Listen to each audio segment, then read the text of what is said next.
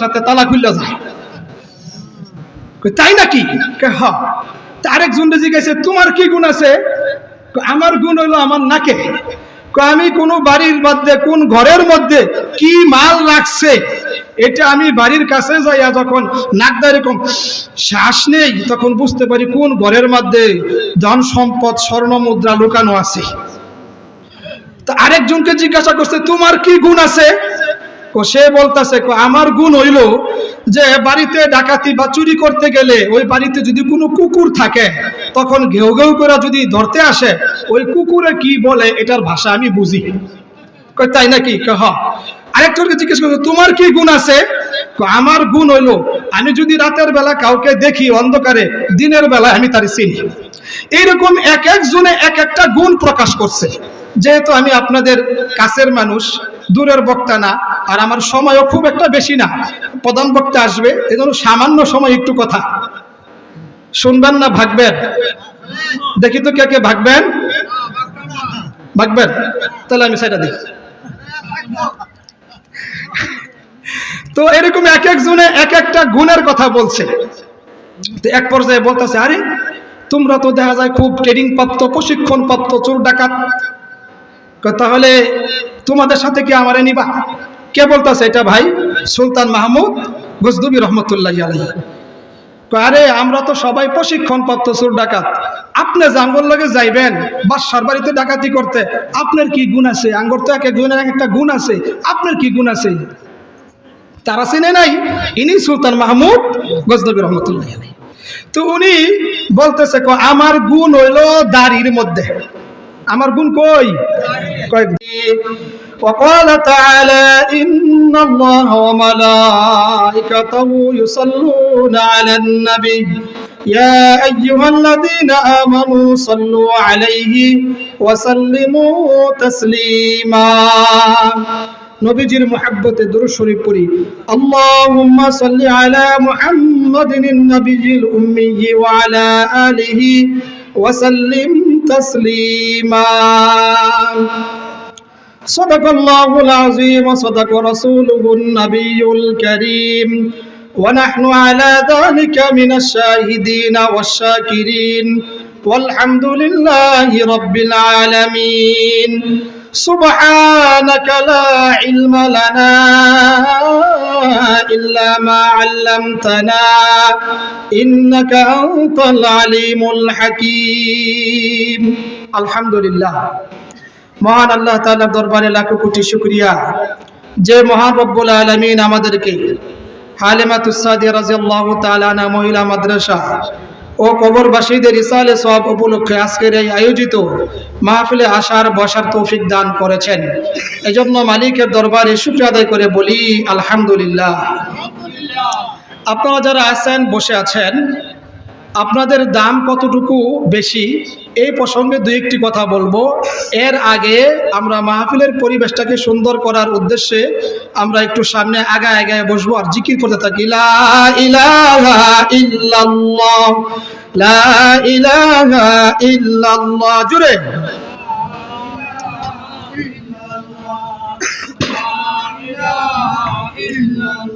আল্লাহর জিকির করবে যারা আল্লাহর প্রিয় হবে তারা। বলেন আল্লাহর জিকির করবে যারা আল্লাহর প্রিয় হবে তারা। আল্লাহর প্রিয় হবে যারা জান্নাতে প্রবেশ করবে তারা। জুড়ে লা ইলাহা ইল্লাল্লাহ লা ইলাহা ইল্লাল্লাহ লা ইলাহা ইল্লাল্লাহ লা ইলাহা ইল্লাল্লাহ। আল্লাহু আকবার বলো, আল্লাহু আকবার, আল্লাহু আকবার বলো, আল্লাহু আকবার। জুড়ে বলেন আল্লাহু আকবার বলো, আল্লাহু আকবার, আল্লাহু আকবার বলো, আল্লাহু আকবার। এসো না আল্লাহর নামে গান গাই, এসো না মন প্রাণ জুড়াই, এসো না মন প্রাণ জুড়াই। আল্লাহু আকবার বলো, আল্লাহু আকবার, আল্লাহু আকবার বলো, আল্লাহু আকবার। আকবার, আল্লাহু আকবার, বলো আল্লাহু আকবার, আল্লাহু আকবার, বলো আল্লাহু আকবার। ও মধুর নামটি নিলে হৃদয় হাসে, ও মধুর নামে সুখ নেমে আসে, ও মধুর নামটি নিলে হৃদয় হাসে, ও মধুর নামে সুখ নেমে আসে। ও নামের তুলনা মিলে না, মিলে না, ও নামের তুলনা মিলে না, মিলে না, তুলনা নাই নাই নাই। এসো না আল্লাহর নামে গান গাই, এসো না মন প্রাণ জুড়াই, এসো না মন প্রাণ জুড়াই। আল্লাহু আকবার, বলো আল্লাহু আকবার, আল্লাহু আকবার, বলো আল্লাহু আকবার। নারায়ে তাকবীর, নারায়ে তাকবীর। আল কোরআনের আলো, আল কোরআনের আলো। মাশাআল্লাহ, আলহামদুলিল্লাহ। এই তো আপনারা সুন্দরভাবে পড়ছেন। এখন মোটামুটি ঘুম ভাঙছে। যারা বাহিরে আছেন আপনারা অতি তাড়াতাড়ি ওযু আস্তানজা যদি প্রয়োজন হয় সেরে আপনারা ভিতরে এসে পড়েন। আমাদের প্রধান আলোচক কিছুক্ষণের ভিতরে ইনশাআল্লাহ তাশরীফ আনবেন। তবে আপনারা যারা আসছেন বসছেন, আপনাদের এই আশা বসা হতে পারে আল্লাহ তাআলা নাজাতের জরিয়া হিসাবে কবুল করবে। সকলে বলি আমিন। এই প্রসঙ্গে ছোট্ট একটা কথা, যে আপনাদের আশা বসা যা নাজাতের জরিয়া হইতে পারে, এই প্রসঙ্গে খুব ভালো করে খেয়াল করবেন, মনোযোগ দিয়া।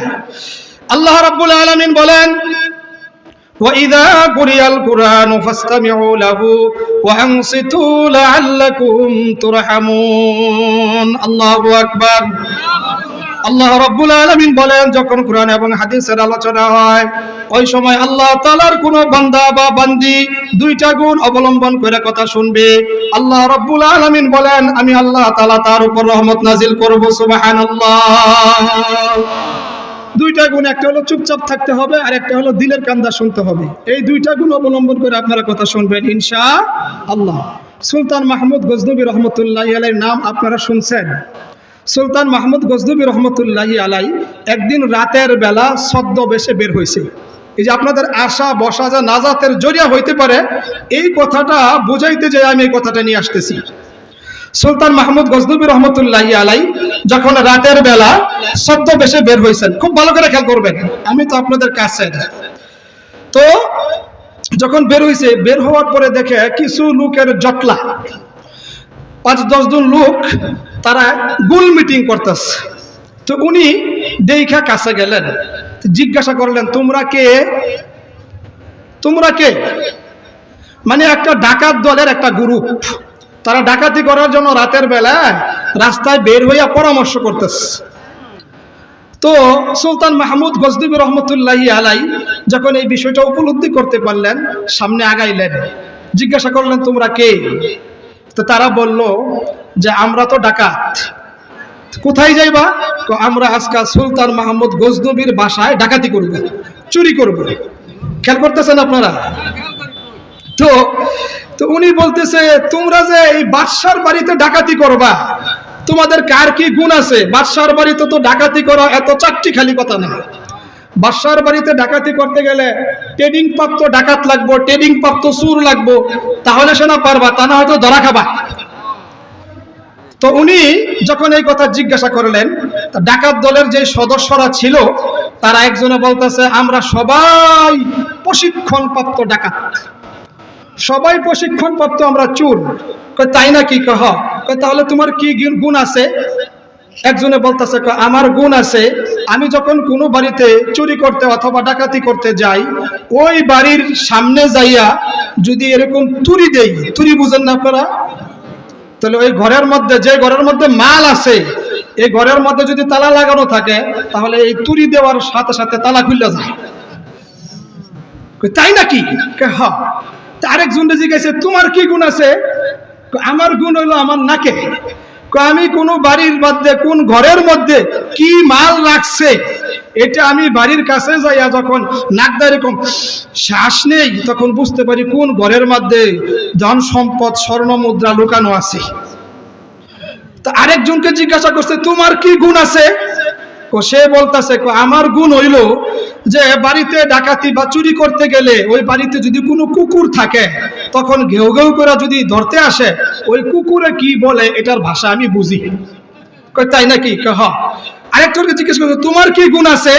কয় আমার গুণ হইলো আমি যদি রাতের বেলা কাউকে দেখি অন্ধকারে, দিনের বেলায় আমি তার চিনি।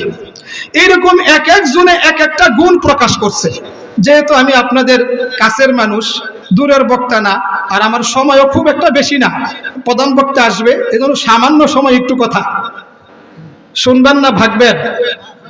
দেখি তো কে কে ভাগবেন? ভাগবেন? তাহলে আমি সেটা দিই। তো এরকম এক একজনে এক একটা গুণের কথা বলছে। তো এক পর্যায়ে বলতেছে আরে তোমরা তো দেখা যায় খুব ট্রেনিং প্রাপ্ত, প্রশিক্ষণ প্রাপ্ত চোর ডাকাত, তাহলে তোমাদের সাথে কি আমারে নিবা? কে বলতেছে এটা? ভাই সুলতান মাহমুদ গজনবী রহমতুল্লাহ আলাইহি। আরে আমরা তো সবাই প্রশিক্ষণ প্রাপ্ত চোর ডাকাত, আপনি জাঙ্গল লগে যাইবেন বাদশার বাড়িতে ডাকাতি করতে, আপনার কি গুণ আছে? আঙ্গর তো এক একজনের একটা গুণ আছে, আপনার কি গুণ আছে? তারা চিনে নাই ইনি সুলতান মাহমুদ গজনবী রহমতুল্লাহ আলাইহি। তো উনি বলতেছে আমার গুণ হইলো দাড়ির মধ্যে। আমার গুণ কই? কয় দাড়ির মধ্যে। এটা আবার কেমন কথা? কয় হ, চুরি ডাকাতি করতে গিয়ে মানুষ ধরা পড়ে না? কয় হ, ধরা তো পড়ে। ধরা পড়লে কি হয়? হয়তো জেল হয়, নাইলে ফাঁস হয়। আমি যদি ওইরকম কেউ ধরা পড়ে যায়, আমার গুণ দাড়ির মধ্যে, আমি যদি দাড়িটা এরকম ভাবে বাম দিকে হালাই তাহলে তার জেল মাফ, আর যদি ডান দিকে হালাই দেই তাহলে তার ফাঁসি মাফ। আরে বেটা এটা তো দেখা যায় বিরাট ব্যাপার সবার, আঙ্গরতে আরো বেশি গুণ হেন। সুবহানাল্লাহ। তাইলে তোমারে নেওয়া যায়, তাহলে তোমারে কি করা যায়? নেওয়া যায়। ঠিক আছে চলো।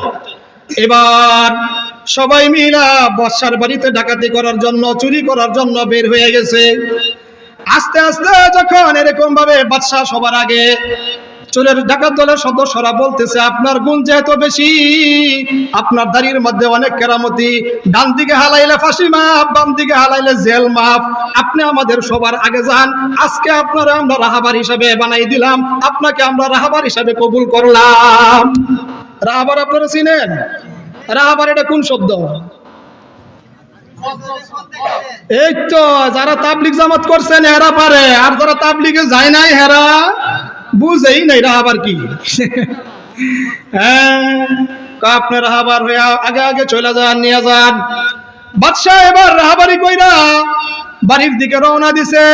কার বাড়ি? সুলতান মাহমুদ গজনবী রহমতুল্লাহ আলাইহি তার নিজের বাড়ির দিকে রওনা করছে। নিজের বাড়ির দিকে যখন রওনা করছে, আস্তে আস্তে বাড়ির কাছে গেছে। কাছে যাওয়ার পরে বাড়িতে যে কুকুর ছিল, পালা কুকুর, সেই কুকুর এরকম ভাবে মানুষের বাস পায়া, মানুষের আওয়াজ পায়া কুকুর ঘেউ ঘেউ কইরা কাছে আসতেছে। কুকুর যখন ঘেউ ঘেউ করে কাছে আসতেছে, ওই যে একজন যে তাদের ভিতরে আছে, কুকুরের ভাষা বুঝতো, আপনাদের মনে আছে নাকি? সে দেখতেছে কুকুর যে ঘেউ ঘেউ করে আসতেছে, কুকুর বলতেছে এ বাড়ির লোকেরা সাবধান সাবধান, বাদশা কিন্তু মেহমান নিয়ে বাড়িতে প্রবেশ করতেছে। এখন যেটা কুকুরের ভাষা বুঝতো, এটা কয় হাই হাই এই কুত্তা দি পাগলা, আমরা যাইতেছি ডাকাতি করবার লেগে, চুরি করবার লেগে, আর এই কুত্তাই কইতেছে বাদশা বলে মেহমান নিয়ে বাড়িতে যাইতেছে। এই কুত্তার কি মাথা খারাপ হয়েছে নাকি? যখন এরকম ভাবে কুকুর ঘেউ ঘেউ করতেছে, তার বাসাটাও সে বুঝতে পারছে। সে বলতেছে কুকুর যা বলে তা বলো, আমাদের সাথে তো লোক একটা আছে, দাড়ি হালাইলে জেল ফাঁস মাফ হইয়া যায়, অসুবিধা নাই, আমরা ডাকাতি করতে যাই। তো বাড়ির কাছে গেছে। বাড়ির কাছে যাওয়ার পরে একজনে তুড়ি দিছে, তালা খুলে গেছে, আর একজনে নাক দিয়া গ্রান নিছে। কোন ঘরের মধ্যে ধন সম্পদ সেটা পেয়ে গেছে। সংক্ষিপ্ত আকারে বলতেছি, লম্বা কথা, খুব ভালো করে খেয়াল করবেন প্রিয় ভাইয়েরা আমার। যখন বাড়ির কাছে যায় ঘরের মধ্যে প্রবেশ করছে, তুড়ি দিছে, তালা খুলছে, ঘরের মধ্যে প্রবেশ করছে। ঘরের মধ্যে প্রবেশ করার পরে ইচ্ছা মতো তারা দ্বন্দ্বলত মাল সম্পদ সব জমা করে গাঁটটি বানছে, মন মতন এরকম ভাবে লইছে, বস্তা ভইরা লইয়া। তারপরে একটাই কয়, অনেকক্ষণ ধরে বস্তা ভরতাছি, ক্লান্ত হয়ে গেছি গা, একটু জিরাই লই। কি করব? একটু জিরাই লইছে। তো যখন নাকি এরকম ভাবে বলতেছে, ভাই রাত্র কিন্তু অনেক হয়ে গেছে, যদি তুমি জিরাইতে যাও তাহলে কিন্তু রাত্র পোহাইয়া যাবে, সকাল হয়ে যাবে, ধরা খাইয়া যাবা।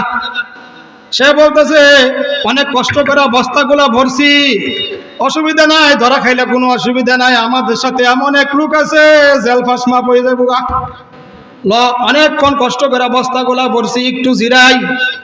যখন নাকি একটু জিরাইতে গেছে, বস্তার মধ্যে এরকম ভাবে মাথা ঢেলান দিছে, ঢেলান দেওয়ার সাথে সাথে আল্লাহর কি কুদরত, তার ঘুম এসে গেছে, সবাই ঘুমায় গেছে। যখন সুলতান মাহমুদ গজনবী রহমতুল্লাহি আলাইহি দেখলো ডাকাত দলের সব লোক ঘুমায় গেছে, আর ওইদিকে ফজর নামাজের সময় হয়ে গেছে, মসজিদ থেকে আওয়াজ আসছে, আসসালাতু খায়রুম মিনান নাওম, ঘুম থেকে নামাজ ভালো। মসজিদ থেকে আওয়াজ আসছে, হাইয়া আলাস সালাহ, আসো নামাজের দিকে, হাইয়া আলাল ফালাহ, আসো কল্যাণের দিকে।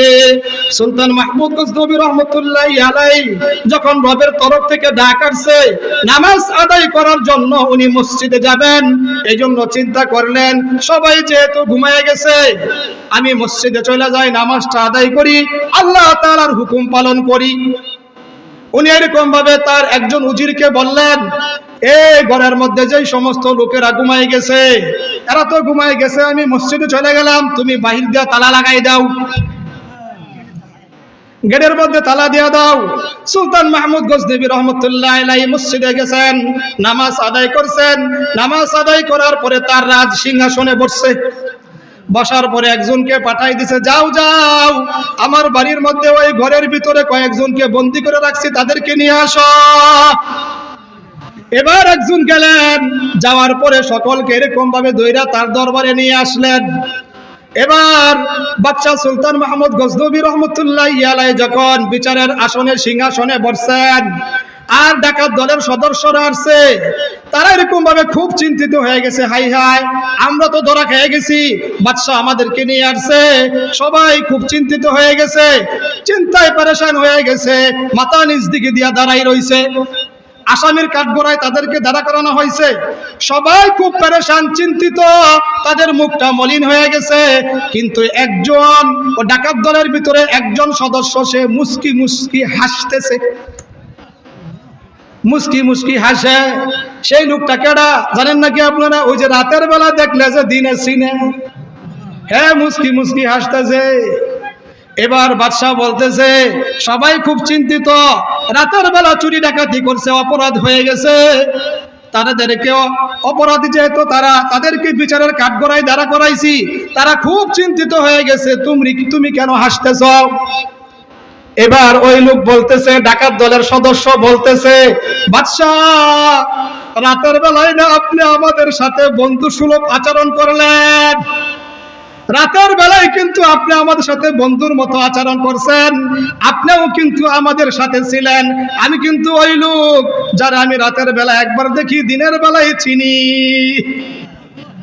আপনি আমাদের সাথে মস্কারি করতেছেন।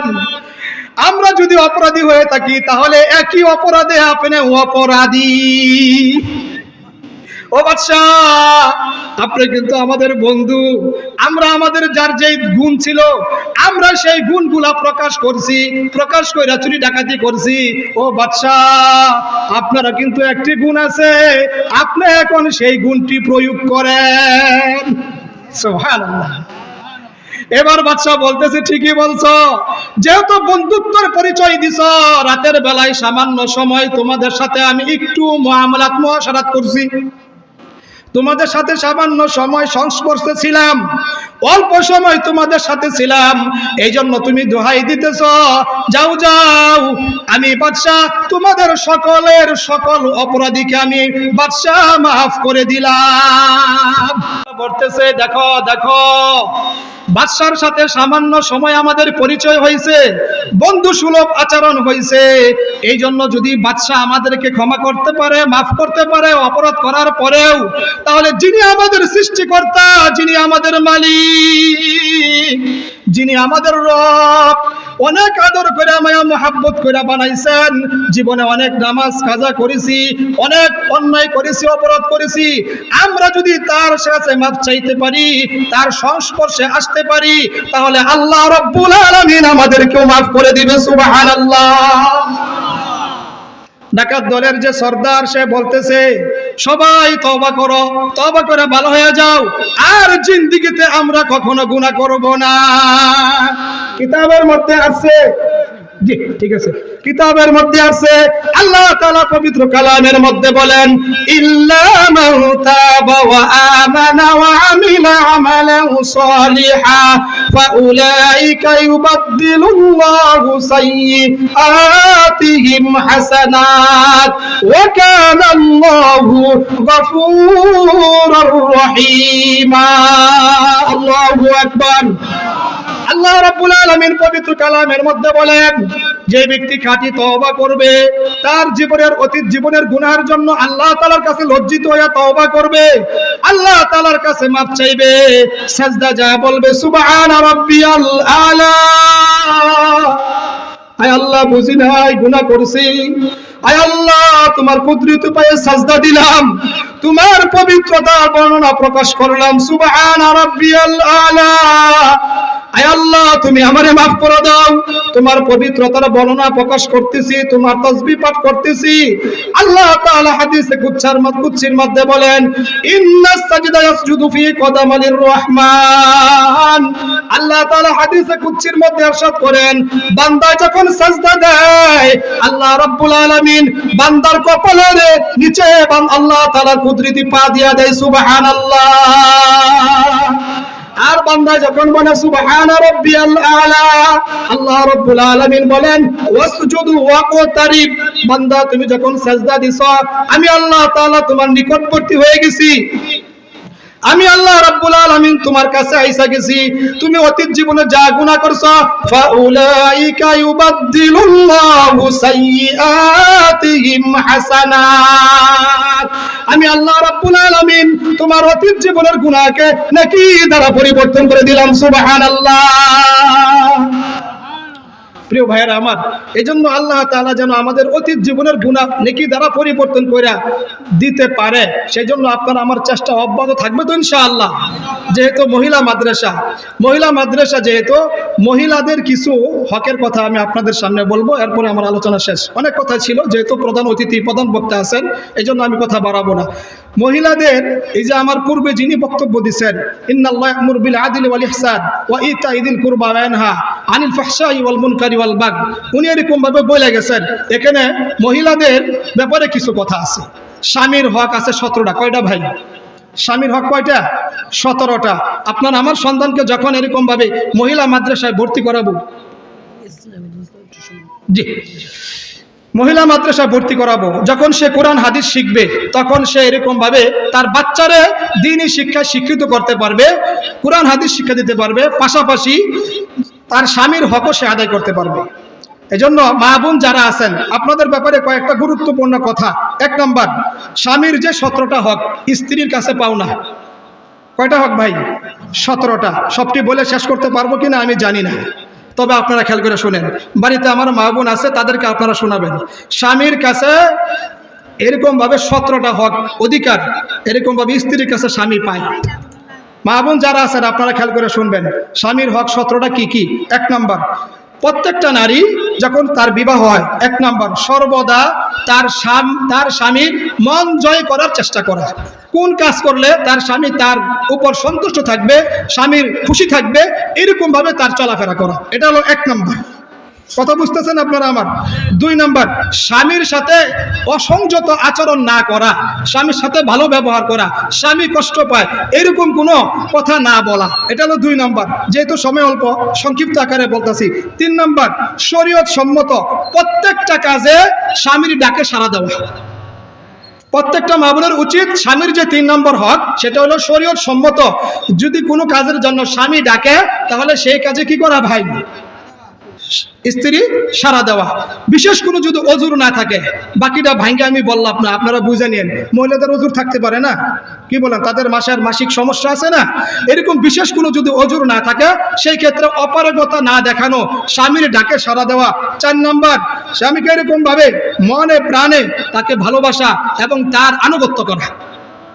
বুঝতেছেন আপনারা? অনেকে আছে উর্ফে উর্ফে ভালোবাসে দেখায়, কিন্তু ভিত্তি ভিত্তি আরেকজনের লাগে তার লাইন পরকিয়া করে। এরকম মা বোন আছে না?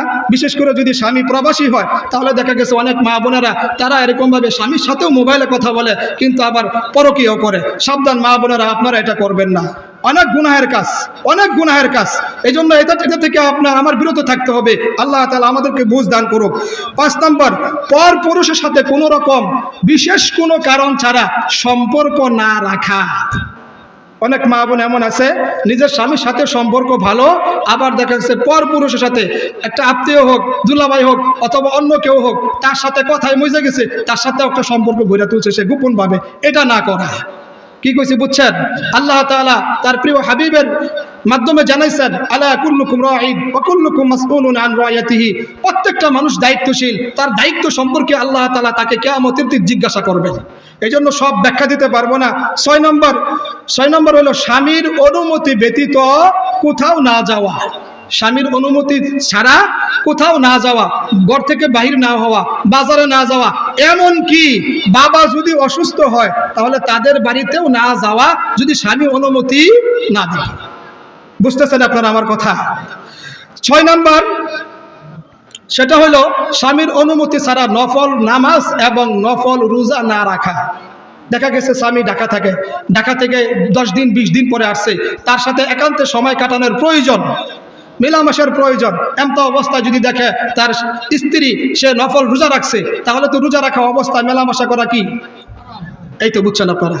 এই জন্য নফল নামাজ হোক অথবা নফল রোজা হোক, এটা স্বামীর অনুমতি ছাড়া না রাখা। অনুমতি যদি দেয় তাহলে আলহামদুলিল্লাহ। তাহলে 8 নম্বর, স্বামীর সম্পদের হেফাজত করা। 8 নম্বর কি ভাই? স্বামীর সম্পদের হেফাজত করা। অনেক মা বোন এমন আছে, স্বামীর কামাই অল্প কিন্তু খরচ করে ফেলায় বেশি, হেফাজত বুঝে না। আল্লাহ তাআলা এক আয়াতের মধ্যে বলেন, ইন্নাল মুবাযযিরিনা কানু ইখওয়ানাশ শায়াতিন। ইন্নাল মুবাযযিরিনা কানু ইখওয়ানাশ শায়াতিন। যারা অপচয় করে, বেহুদা খরচ করে, তাহলে তারা হলো শয়তানের ভাই, তারা হলো শয়তানের বোন। এজন্য অপচয় খরচ করা যাবে না। স্বামী অসন্তুষ্ট হয় এমন কোনো কাজ না করা, এরকম 17টা হক রয়েছে। আর শরীয়ত সম্মত কোনো কাজের যখন হুকুম করা হয় তার সাথে সাথে মেনে নেওয়া। এজন্য আমি আয়াতে কারিমা তেলাওয়াত করছি। আল্লাহ রাব্বুল আলামিন বলেন, ওয়া ক্বালু সামি'না ওয়া আতা'না। আল্লাহর রাসূল সাল্লাল্লাহু আলাইহি সাল্লামের সাহাবীরা যখন আল্লাহর রাসূলের কাছ থেকে কোনো আয়াত শুনতেন, কোনো আদেশ নিষেধের আয়াত শুনতেন, কোনো আদেশ শুনতেন, তারা সাথে সাথে তা পালন করত, তারা সাথে সাথে তা ওটার উপরে এরকম ভাবে পালন করা শুরু করত। ওয়া ক্বালু সামি'না ওয়া আতা'না। আল্লাহ রাব্বুল আলামিন বলেন, আল্লাহ তাআলা যেই কথাটা জানাইতেছেন, যখন আল্লাহ তাআলার কোনো আদেশের কথা, আল্লাহর রাসূলের কোনো আদেশের কথা সাহাবায়ে একরাম শুনতেন, আতানা, সাথে সাথে তারা পালন করতেন। সুবহানাল্লাহ। এজন্য আমি উলামা একরামের কাছ থেকে যা শুনবো, আমি যদি পালন করতে পারি, তা এরকম ভাবে ধারণ করতে পারি, আল্লাহ তাআলা ওয়াদা করছেন, গুফরানাকা রব্বানা। আমি যখন উলামা একরামের কাছ থেকে কুরআন এবং হাদিসের আলোচনা শুনবো, যেটা পালন করার সেটা পালন করব, যেটা ছেড়ে দেওয়ার সেটা ছেড়ে দিব, এরকম যদি করতে পারি, আল্লাহ তাআলা বলেন, আল্লাহ তাআলার আদেশ এবং নিষেধ যখন তুমি পরিপূর্ণভাবে পালন করবা, আল্লাহ তাআলা বলেন, আমার ওই বান্দা যদিও গুনাহগার হয়ে থাকে, আল্লাহ তাআলা বলেন, গুফরানাকা রব্বানা, আমি আল্লাহ রাব্বুল আলামিন তাকে maaf করে দিব। সুবহানাল্লাহ। এই জন্য উলামা একরামের জবান থেকে আমরা যা শুনবো, যেটা পালন করার সেটা পালন করব, যেটা ছেড়ে দেওয়ার এটা আমরা ছেড়ে দিব। পারবো তো ইনশাআল্লাহ? তাহলে নামাজ পড়াটা এটা কার হুকুম? আমার কথা যদি আপনারা বুঝে থাকেন, নামাজ পড়া কার হুকুম? পড়বেন কে কে দেখি তো ইনশাআল্লাহ? আচ্ছা, হাত নামান। ওয়াদা করছেন না নামাজ আদায় করবেন, এটা আল্লাহর হুকুম। সাহাবারা যেমন অকাল সামিনা ওয়া আতানা, শুনতো আর পালন করতো, আপনারা ওয়াদা করছেন শুনবেন পালন করবেন। তো নামাজ পড়া আল্লাহ তাআলার হুকুম, ওয়াদা করছেন পড়বেন। সুদ খাওয়া, 2 নম্বরে টাকা খাওয়া, হারাম মাল খাওয়া, এটা আল্লাহ তাআলার আদেশ না নিষেধ? মদ খাওয়া, জুয়া খেলানি, তাস খেলানি, মোবাইলে গেম খেলা, মোবাইলে জুয়া খেলা, এটা ছাড়তে রাজি আছেন কে কে? আলহামদুলিল্লাহ। না করলে তো আলহামদুলিল্লাহ, ভালো, শুকরিয়া। এক কথায় আল্লাহ তাআলা বলছেন, আল্লাহ তাআলার যা আদেশ এবং নিষেধ যারা মেনে চলবে, গুফরানাকা রব্বানা ওয়া ইলাইকাল মাসির। আল্লাহ তাআলা যা বললাম শুনলাম, বলনেওয়ালা শুননেওয়ালা সকলকে আমল করার তৌফিক দান করুক। সকলে বলি আমিন। আমাদের প্রধান মেহমান আসছেন, উনি অনেক দূর থেকে আসছেন, সিলেট।